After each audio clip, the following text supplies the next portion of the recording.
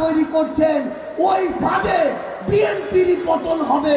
এই সময়ের বেশি দিন বাকি নেই। তাহলে আওয়ামী লীগ যে পথে গিয়েছে, আমরা যদিও চাই না, কিন্তু দুঃখজনক ভাবে ওই একই পথে আপনাদেরকে সামনের দিনে হাঁটতে হবে। তাদেরকে পুনর্বাসন শুরু করেন, তাদের হাতেই এই বাংলাদেশে আপনাদের পূর্বের মতো আবার শোচনীয় অবস্থা তৈরি হবে, বেশি দিন লাগবে। ফ্যাসিবাদকে উস্কে দেয়া, আশ্রয় দেওয়া প্রতিষ্ঠানগুলো, ফ্যাসিবাদকে ধারণ করা প্রতিষ্ঠানগুলো নতুন করে আবারও তাদের চেহারা দেখানো শুরু করেছে। আমরা দেখলাম গতকালকে থেকে শুরু করে বিগত কয়েকদিন ধরে কালের কণ্ঠ, বাংলাদেশ প্রতিদিন নামক তথাকথিত কিছু মিডিয়া প্রতিষ্ঠান, যারা আসলে কোনো মিডিয়া কিংবা সংবাদপত্র নয়, বরং তারা কোনো ব্যক্তি, গোষ্ঠী কিংবা দলের তোষামোদি করা, চাটুকারিতা করা এক একটা এজেন্ডা। এই বিভিন্ন মিডিয়া প্রতিষ্ঠান এবং হাউসগুলো নতুন করে দিনে দুপুরে আবারও ফ্যাসিবাদের দালালি করা শুরু করেছে। তারা এতদিন ধরে যখন আওয়ামী লীগ ক্ষমতায় ছিল অবৈধভাবে, তখন আওয়ামী লীগের দালালি করেছিল। তখন তারা তাদের জায়গা থেকে, যখন বিএনপি এই স্বৈরাচারের অত্যাচারে নিপীড়িত ছিল, তখন তারা তাদের জায়গা থেকে বিএনপির বিরুদ্ধে প্রোপাগান্ডা ছড়িয়েছে।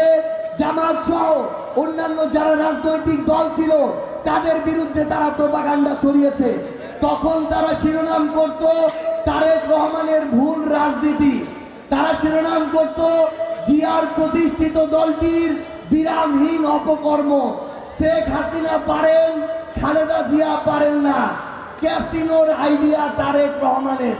তারা তাদের জায়গা থেকে যে এই বিষয়গুলোর সাথে বিএনপি, জামাত সহ বিভিন্ন রাজনৈতিক দলের নেতাকর্মীদের শীর্ষ নেতৃত্বের কোনো সম্পর্ক ছিল না, সেগুলো তো বলেনি, বরং সেগুলোর দায়ভার ঘুরিয়ে পেঁচিয়ে এই বিভিন্ন রাজনৈতিক দলের নিরপরাধ নেতাকর্মীদের উপরে দিয়েছে।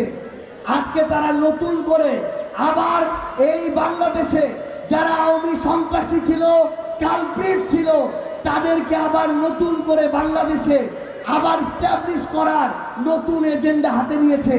এই কারণে তারা এখন ইচ্ছাকৃতভাবে বিভিন্ন আওয়ামী লীগের পেজ থেকে কপি পেস্ট করে তাদের সংবাদপত্রে নিউজ প্রচারিত করে। আমরা এই দায় বিএনপিকেও দিতে চাই। আমরা দেখলাম এই কালের কণ্ঠের যে সম্পাদক, সেই বিএনপি পন্থী সম্পাদককে কয়েকদিন আগে তারেক রহমান স্বাধীনতা পুরস্কার তুলে দিয়েছেন। মাননীয় প্রধানমন্ত্রী, আপনি কোন পুরস্কার কাকে তুলে দিচ্ছেন, কে কোন এজেন্ডা বাস্তবায়ন করছে, সেদিকে যদি আপনার নজর না থাকে, তাহলে আওয়ামী লীগের যারা দোষী ছিল, যারা অপরাধী ছিল, যারা জুলুম করেছে, তাদেরকে যদি আপনারা বাংলাদেশে পুনর্বাসনের এজেন্ডা নেন, যেই ফাঁদ আপনারা তৈরি করছেন, ওই ফাঁদে বিএনপির পতন হবে। এই সময়ের বেশি দিন বাকি নেই।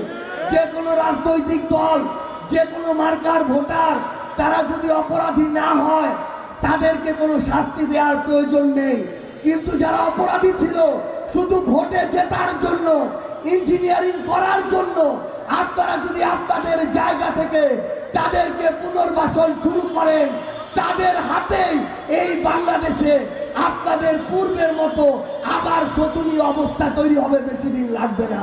আমার অনেক ভাই আছেন যারা মসজিদে ইমামতি করেন, যারা মুয়াজ্জিন, কিন্তু আমরা দেখতে পাচ্ছি শুধুমাত্র শাপলাকলিতে ভোট দেওয়ার জন্য, দাঁড়িপাল্লায় ভোট দেওয়ার জন্য অনেক বিএনপির নেতারা স্থানীয়ভাবে এখন আমাদের মসজিদের ইমাম মুয়াজ্জিনদেরকে সেখান থেকে সরিয়ে তাদের দলীয় মদতপুষ্ট লোকদের ইমাম মুয়াজ্জিন পদে নিয়োগ দেওয়ার পায়তারা শুরু করেছে।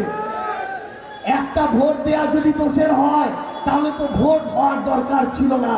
কোন একজন ইমাম যদি একটা মার্কায় স্বাধীনভাবে ভোট না দিতে পারে, তাহলে তো ইমামের ভোটাধিকার থাকার দরকার ছিল না।